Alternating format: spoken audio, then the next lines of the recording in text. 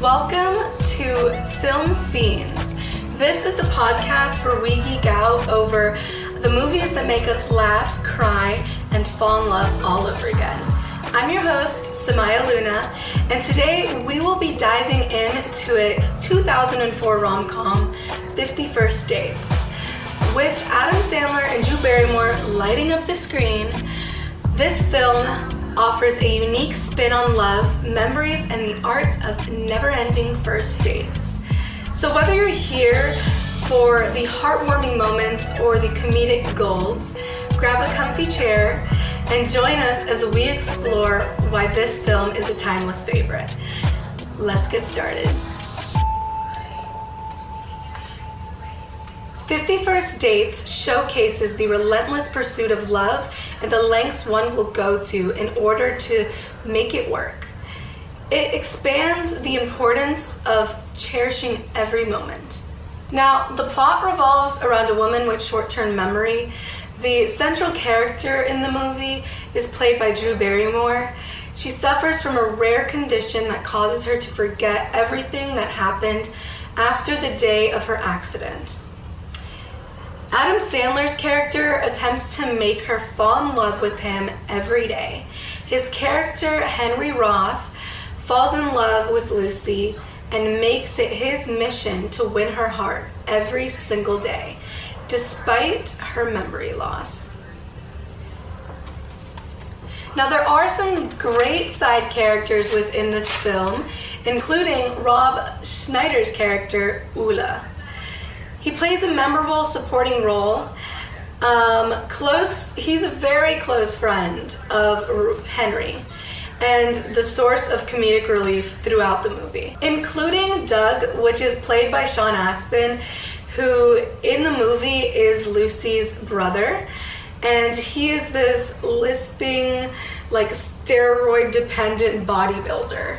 Who is very protective over his sister, and as well as his father, who is played by Blake Clark as Marvin Whitmore, and he is this fisherman who is trying to protect his daughter from Henry. He believes that Henry is only there for like a one-night stand type of deal, and he is not having it.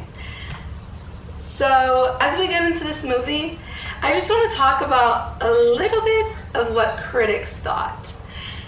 Now, they had some mixed reviews, I'm not even gonna lie, but this film was a box office success, okay? 50 First Dates was a commercial box office hit, grossing over $196 million worldwide.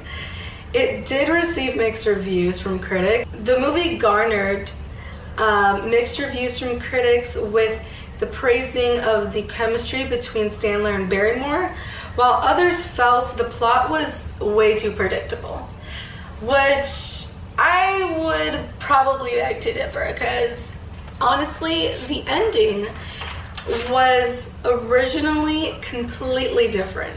The original ending was actually Lucy saying, "You should go and live your life because this is no life here."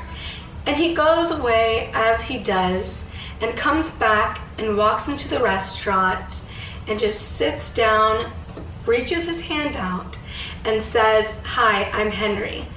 And the film ends. Now, is that a completely different ending than the original? Yes. Do I like it? No. Because it doesn't work as well as the original ending does. And I couldn't imagine it any other way. Like, the original ending is it's not 50 First Dates. I'm gonna be honest. And you know what wasn't 50 First Dates either? The original name for the movie, which was 50 First Kisses. But not only that, it was supposed to be a drama set in Seattle with a completely different storyline and ending. But I think it is amazing that the film was set in Hawaii. The beautiful island of Hawaii serves as an amazing backdrop for the heartwarming tale. And the production team took advantage of Hawaii's stunning scenery and landscapes with the vibrant culture of the film on location, adding authenticity to the movie. So I believe that the film itself was honestly, it was a great mix between romance and comedy. It wasn't so much romance that you're like, this is a chick flick, like, I hate this. It gives me the ick. Because personally, I don't like movies that are too like lovey-dovey. And I really enjoyed this film because it has the perfect amount of comedy and romance. Now, the comedic scenes are always hilarious. When Doug gets on the screen, I'm always laughing. And Ula with his shark bite bit, like the whole thing where he's having Henry sew him up.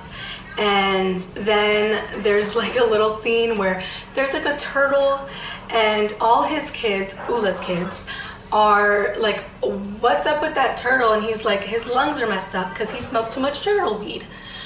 I thought that was hilarious. Now, there's some other moments within the film that I really enjoyed, like specifically Lucy, Drew Barrymore's character, the scene where after she had met Henry, she starts painting the garage while singing. And it is one of my favorite songs. It's kind of one of my happy songs, which is Wouldn't It Be Nice by the Beach Boys. And in the movie, that happens to be Lucy's father and mother's song. It was like their wedding song. They danced it on their night, and it was very sweet. Now, something else I would like to talk about, which comes back around in a few of the other movies, is 10-Second Tom.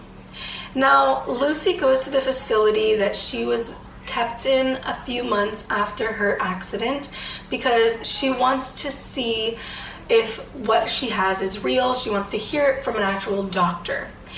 And when she gets there, she meets 10-Second Tom. Now, he was in a hunting accident and only has like half of his brain, so his memory only lasts 10 seconds. And he comes back around in the movie with Drew Barrymore and Adam Sandler, as well as Terry Crews and a bunch of amazing actors blended. I think this is a great little Easter egg that they put into this movie where basically Drew's character and Adam's character, they're at what seems to be like a CVS kind of, and they go to pay and end up like leaving, and 10-Second Tom shows up with like a watering, like something to water plants, which makes absolutely no sense because like, I mean, at least from what we know of his character, he doesn't garden. But he shows up to the cashier and he's like, "Hi, I'm Tom." And the girl's like trying to check him out, like be like, "Okay, you need to pay this much and whatever." And he's like, "Hi, I'm Tom." And I thought that was a really great like comeback to that. Because I don't know if you know this, but Adam Sandler and Drew Barrymore have been talking about making a 50 First Dates 2 for a few years now. And I don't know if it'll ever happen. I actually hope that it doesn't because personally, I think that the first movie is perfect as it is and it really wouldn't make any sense. Like, imagine Lucy waking up at her old age, having a daughter in her 20s and possibly another child, and she has no idea that they're her children and that she's married to this guy. And her father is probably going to be gone because unfortunately that actor had passed away a few years ago. And Sean Astin's character is no longer this buff dude with the lisp. He's Sean Astin. Like, have you seen him? Have you watched Stranger Things season 2? Literally. But I think that they should leave it as is because the movie is perfect and timeless the way it is, and I wouldn't want to mess up the storyline. It's a perfect storyline, and it ties together in such a neat little bow. Also, I forgot to mention, I forgot her name, but the character that plays Lucy's mom's best friend. She is this woman who works at this, the Huki Lao Cafe, and I believe she's there with her son. I don't know if that's her actual son in the movie. I just always assumed so because of the way that their relationship is within the movie. They're both also very overprotective over Lucy, and the woman herself, she doesn't like the idea of Henry going after her because she thinks, as well as the father thinks, that, you know, he's only there for a good time, not a long time. But later come to find out that he actually has a heart of gold and he will do anything to have one first date with her. Now, they have over 50 first dates and 50 first kisses. So within the movie, it shows like this montage of them on all their first dates and of all the times that he attempts to get her attention. And at times he fails, but there are some times where he succeeds. And they go on a variety of dates, including the aquarium, the restaurant that they met at, and the beach.